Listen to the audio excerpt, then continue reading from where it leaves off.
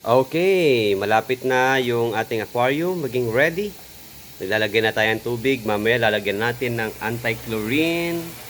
Ready na yung oxygen at saka yung kanyang filter. Ayan, tignan natin yung mga fish. Ito na yung mga fish. Ayan. Goldfish, carpa, at saka hawak ni Bunsoy yung janitor fish. Say hi! Ayan, sila maglalagay mamaya. Okay, ilalagay lang nila muna na hindi pa natin bubuksan.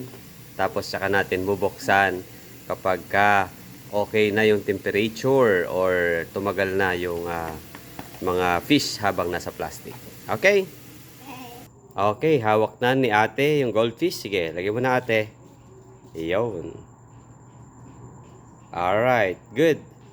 And si Esther naman. Sige, lagay mo na yung mga fish. Dahan-dahan. Okay. Good. And then, si Deborah naman. Sige, lalagay niya yung fish.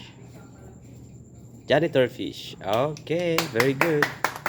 Later on, makita natin yung mga fish yan. Bubuksan natin sila. Anong bagong dating. Yan. Sana mag-enjoy kayo mga fish. Enjoy your new home. Later on, bubuksan namin kayo. Okay?